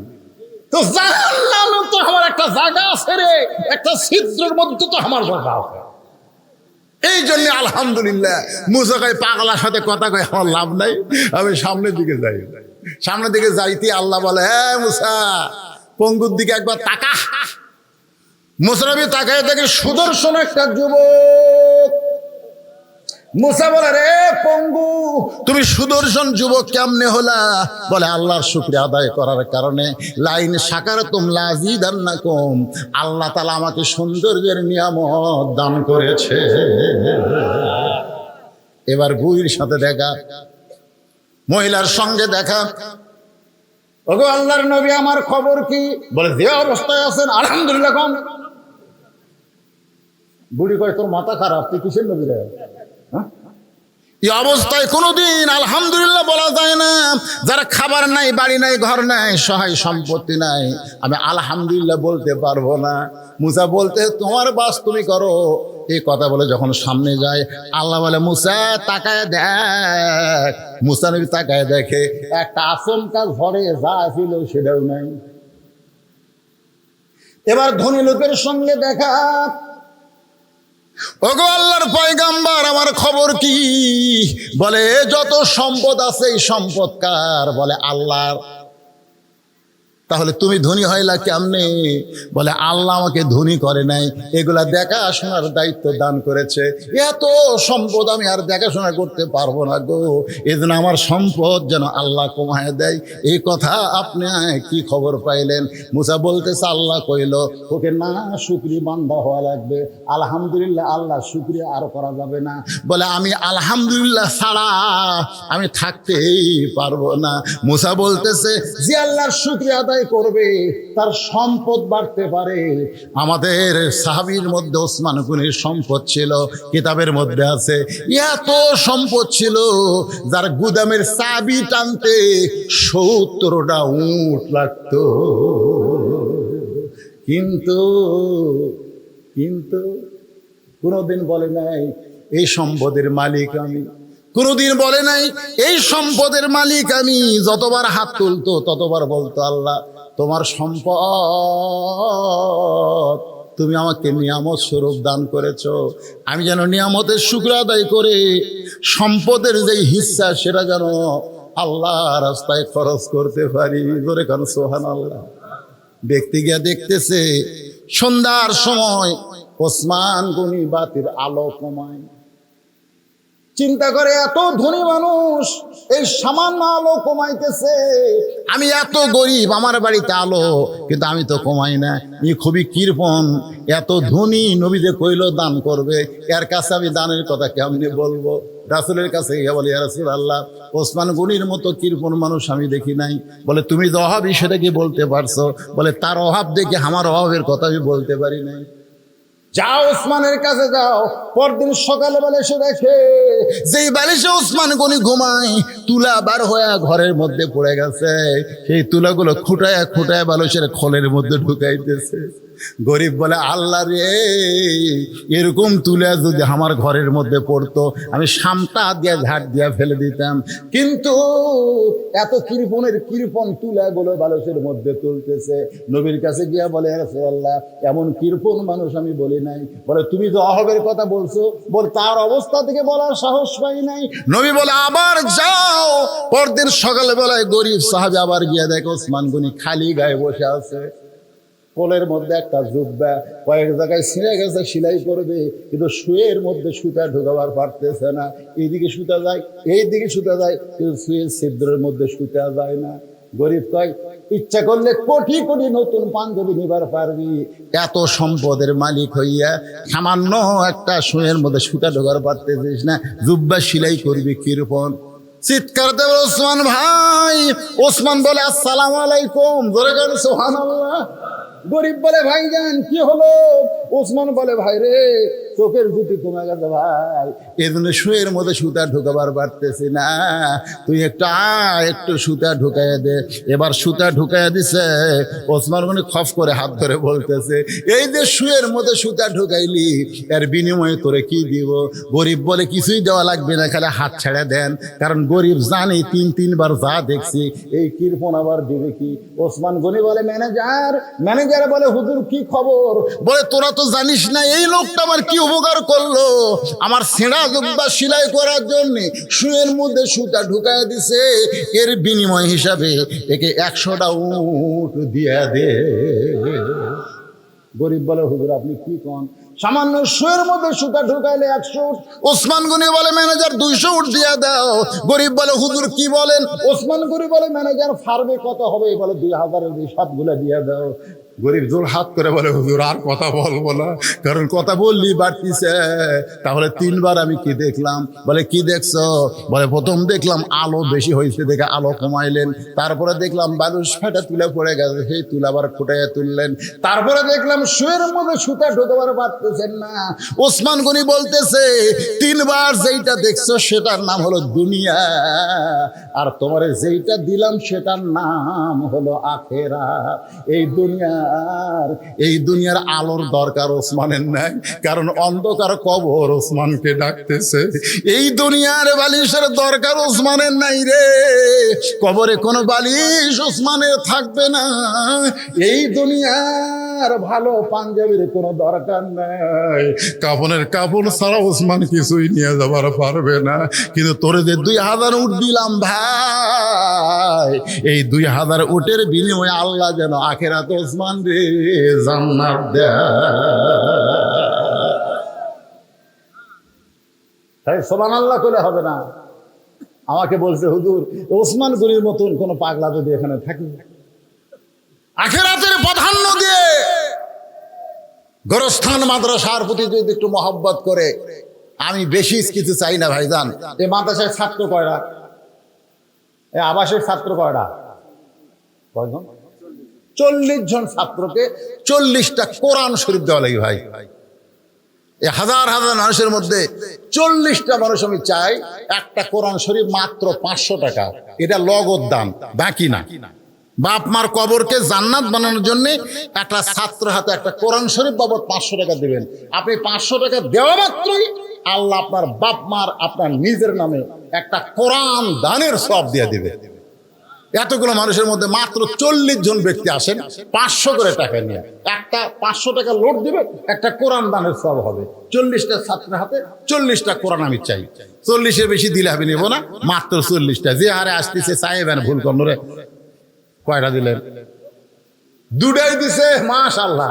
একটা চাইছি ভাই আমার 2 কোরআন 1000 টাকা, আর একজন এক কোরআন শরীফ বাবদ 500 টাকা, আর একজন কোরআন বাবদ 500 টাকা, আর একজন আল্লাহর কোরআন বাবদ 500 টাকা দান করলো, আর একজন কোরআন শরীফ বাবদ 500 টাকা দান করলো। আপনি খালি চেয়ার মিশে মন শব্দ করবেন না, খালি গণন তো 40টা হলে আর সামনা করবেন না, বেশি দিলে মানুষ খেতে দেবে। আর একজন কোরআন বাবদ 500 টাকা দান করছে, আল্লাহ কবুল করেন। আর একজন কোরআন বাবদ 500, আর একজন কোরআন বাবদ 500, আর একজন 500, আর একজন 500, আর একজন 500, আর একজন 500, আর একজন 500, 2 কোরআন বাবদ 1000, আর একজন কোরআন বাবদ 500, আর একজন আল্লাহর কোরআন বাবদ 500 টাকা দান করছে, আল্লাহ কবুল করেন, আল্লাহুম্মা আমিন। আর একজন কোরআন শরীফ বাবদ 500, আর এই জাইন কাপড়া আপনারা যদি না দেন বসে থাকেন। আমি 40টা মানুষের কাছে চাইছি, আল্লাহ টাকা দেওয়ার জন্য এরা পাগলা হয়, আর এরা বাড়ির যাওয়ার জন্য দৌড়ায়। এই পাগলারা রাস্তার মধ্যে যদি আজরাইল খাড়ায় থাকে, আমরা এখানে দোয়া করবো আখিরি মনোযোগ। বাপ মা যাদের কবরে গেছে, আর একজন 500, আর একজন 500, আর একজন 500, আর একজন 500, আর একজন 500, আর একজন 500, আর একজন 500, আর একজন 1000 টাকা 2 কোরআন বাবদ, আর একজন 2 কোরআন বাবদ 1000, আর একজন 2 কোরআন বাবদ 1000। যাদের বাপ মা 2 জনই মারা গেছে 2টা কোরআন দেন, আর যদি না পারেন একটা দেন। আর একজন 2 কোরআন বাবদ 1000 টাকা, আর একজন আল্লাহ তোমার কোরআন বাবদ 500 টাকা, আর একজন কোরআন শরীফ বাবদ 500, আর একজন 500 টাকা দান করছে, আল্লাহ কবুল করেন। আল্লাহ তোমার পাগল বান্দারা বারবার দান করার পরেও তোর আমার কোরআনের কথা শুনে এমন পাগল হয়ে গেছে, কোরআন শরীফ বাবদ 500 টাকা দান করলো, আল্লাহ দানকে কবুল করেন, আল্লাহুম্মা আমিন। মাত্র 40টা চাইছে ভাই, লেখালেখির দরকার নাই। এই লেখালেখির অত লগত। আমি আর একটা কোরআন শরীফ 500, আর একটা কোরআন বাবদ 500, আর একটা কোরআন শরীফ বাবদ 500। এতক্ষণ চেয়ারম্যান 40টা করলই না রে, কয়টা হলো রে? আর একটা কোরআন বাবদ 500, আর একটা কোরআন বাবদ 500। আল্লাহ তোমার বান্দারা কোরআন শরীফ বাবদ দান করতেছে। তোমার নবীর এতিম মাদ্রাসায় যেই কোরআনে একটা হাফেজ হলো, আগামীবার 3টা হবে। সুবহানাল্লাহ। কোরআনের পাখি তৈরি করার কারখানা গোরস্থানে যারা আছে এরা যা খুশি হচ্ছে ভাই। আসসালামু আলাইকুম ইয়া আহলাল কুবুর, সবাই বলেন আসসালামু আলাইকুম ইয়া আহলাল কুবুর। কবরের মধ্যে যারা আছো, এই হাফিজি মাদ্রাসার উসিলায় কবরকে আল্লাহ জান্নাতের টুকরা বানায় দাও করে কোন আমিন। মাদ্রাসা জীবনের বিনিময়ে হলেও আপনাদের টিকায় রাখতে হবে, ঠিক কিনা বলেন? হ্যাঁ মাশাআল্লাহ। মাদ্রাসা এখনো টিনেরই আছে, মাদ্রাসা আশেপাশে বিল্ডিং হোক, কে মাদ্রাসার কেউ হুজুর টুজুর কেউ নাই, ঘুরে যাবে। ও মাশাআল্লাহ মাশাআল্লাহ, 2 কোরআন শরীফ বাবদ, তিনিও হাজি, তার স্ত্রীও হাজি, 2 জন একসঙ্গে হজ করছে। আবার 96 সালে ওনার বাবা হজ করে দুনিয়া থেকে চলে গেছে। 2 কোরআন বাবদ 1000, আর একজন কোরআন বাবদ 500, আর একজন কোরআন বাবদ 500, আর একজন কি আছে কটা দরকার নেই, দ্বিতীয় থাক, আমরা আর কম না, কারণ টার্গেটে পুরা হইছে। আলহামদুলিল্লাহ, আমি যা চাইছি তার অনেক বেশি হয়ে গেছে। আর চামচ আবারে পিছলে হয়ে যাবে, কি নাকে ফুলো দেয় মারে। ও মা, কোন জীবিত মেয়ে সহজে নাক ফুল খোলে না মা। আমার একজন মা নাকের ফুল করছে দান, আল্লাহ যে নিয়তে করছে দান আল্লাহ কবুল করেন। আল্লাহ তোমার একজন বান্দা 100 টাকা দান করছে, আর এখন 200 করছে। আপনারা 100-200 যেটা করবেন এটা দানের মধ্যে, এগুলো সিলিবার বলি না ভাই। আপনাকে শোনেন, আমি মাইকে বললেই যে কবুল হবে আর না বললে যে হবে না, তাই তা কিন্তু না। এই যে মনে করেন সন্ধ্যার সময় আপনাকে এলাকার বক্তা আমার সোমান ভাই দীর্ঘ টাইম এই নাম বললো, আমি খালি ঘরের তা শুনতে তাদেরকে এ হারে নাম বলে বলে দোয়া করলে তুই কয় টাকা আদায় করবি রে? নাম বলা লাগবে, এটি যে স্লিপ আছে, আমি খালি স্লিপ পড়বার নাম কমো একটা 3টে বেঁধে দেবি, ধরে কোন ঠিক কেনা কি দরকার রে নাম বলার কি দরকার? কারণ যাদের বাপ মা কবরের কাছে, দাদাদের কবরের কাছে, তারা অবশ্যই গোরস্থানের মাদ্রাসাকে টিকায় রাখার জন্য দান করবেই, ধরে কোন কথা ঠিক কেনা। নাম বলার দরকার নাই, আপনি লেখার সাথে সাথে আপনার নাম কি এই কাগজ আছে জান্নাতের খাতায় আল্লাহ লিস্টি করে নিছে। দানবীর কাকে বলে আর সাকিব হাবিবুল্লাহ, আল্লাহ রাসূল বলেছেন যারা দান করবে তারা আল্লাহর দোস্ত হবে, ধরে কোন সুবহানাল্লাহ। আল্লাহ কানা ফাসিকান, যদিও সে ফাসিক হয়, যদিও সে নামাজ পড়ে না, রোজা করে না, কিন্তু দান করে, এই দান করার কারণে আল্লাহ তাকে মাফ করে দিবে, ধরে কোন সুবহানাল্লাহ।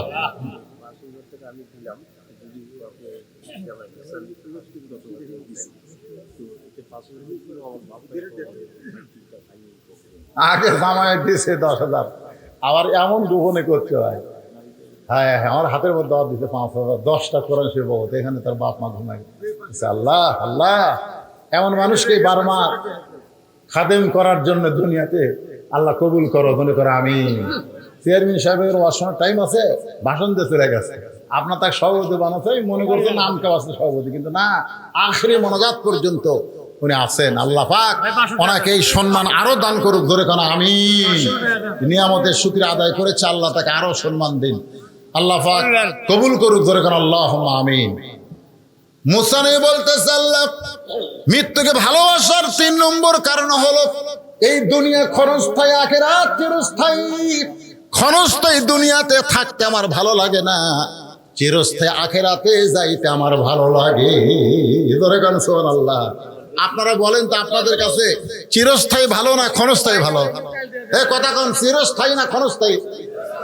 কারণ দুনিয়া ক্ষণস্থায়ী, এক পলকের নাই ভরসা, কোন এক পলকের নাই ভরসা, মিশে সকল আশা, কখন বুঝি দারুণ ঝড়ে ভাঙবে তোমার বাসা, আমার হীরা মন পাখি আমার। এগুলা গান গাইলে গুনাহ হবে না রে পাগলারা, এগুলো সব কোরআন শরীফের গান, ধরে কোন সুবহানাল্লাহ।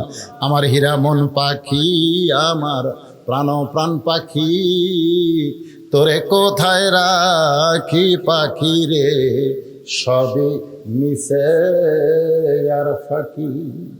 কোন বনেরই পাখি তুমি, রুহের জগতে ছিল, ধরে কোন কোথায় ছিল? কোন বনেরই পাখি তুমি, কোন বনেতে আইলা, আবার কোন বনেতে যাইতে হবে, কেমনে ভুইলা গেলা।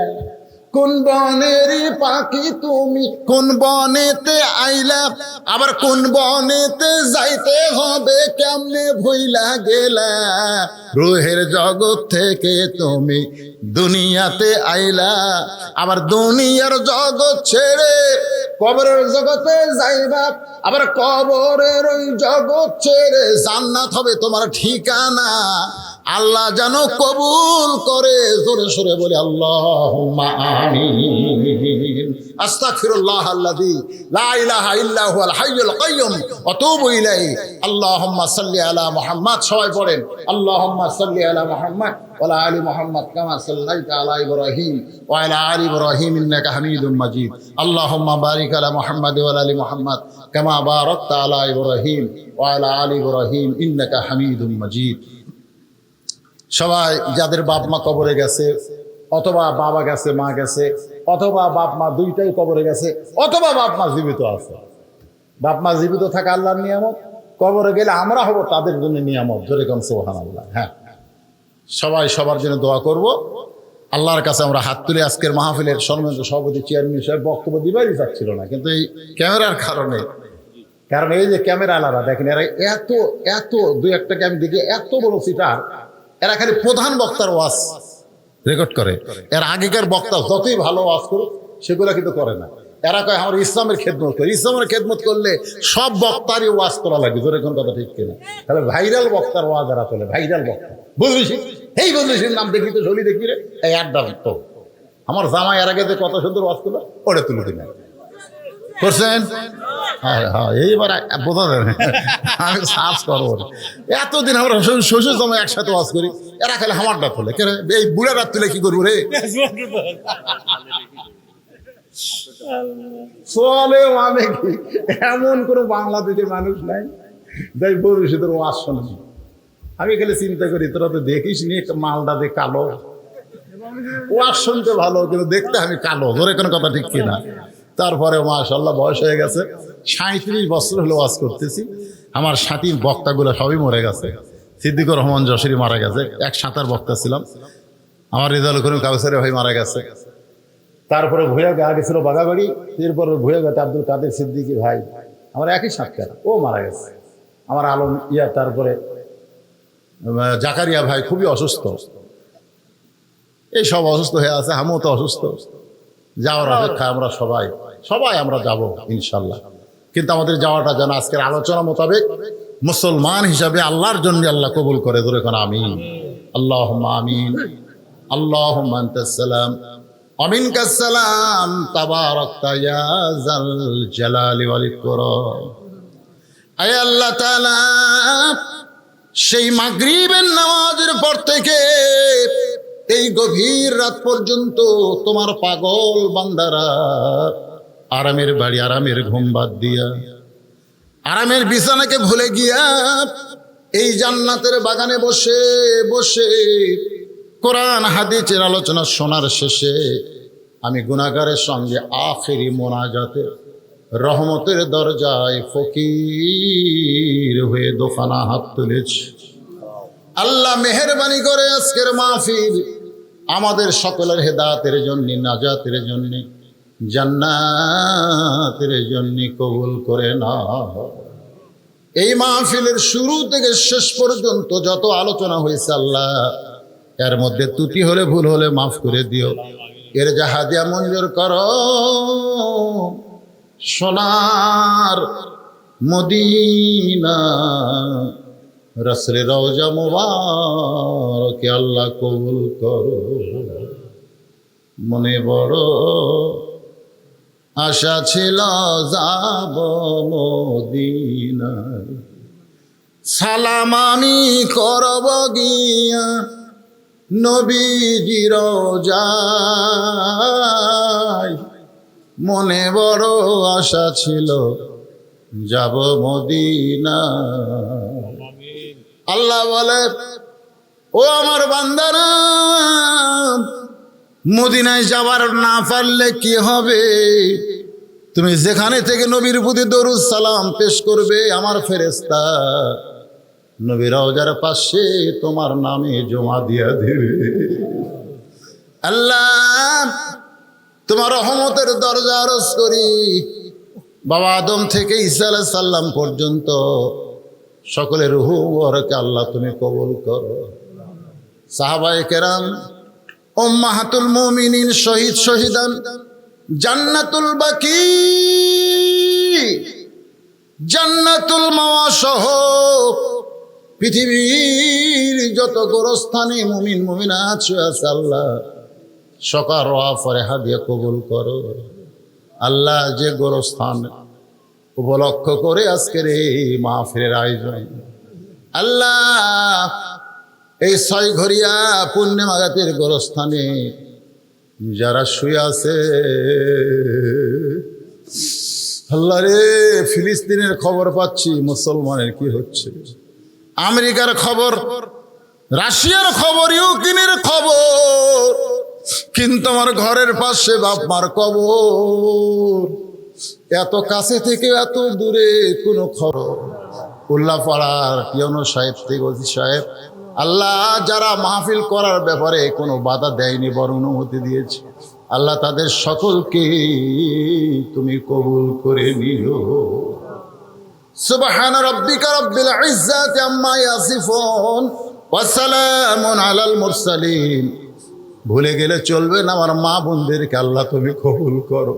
আবেদা সালেহ পর্দা কবুল করে মৃত্যুর সময় আমাদের জবানে তুমি জারি করে দিও, লা ইলাহা ইল্লাল্লাহু মুহাম্মাদুর রাসূলুল্লাহ সাল্লাল্লাহু আলাইহি সাল্লাম। আসসালামু আলাইকুম ওয়া রাহমাতুল্লাহি ওয়া বারাকাতুহু।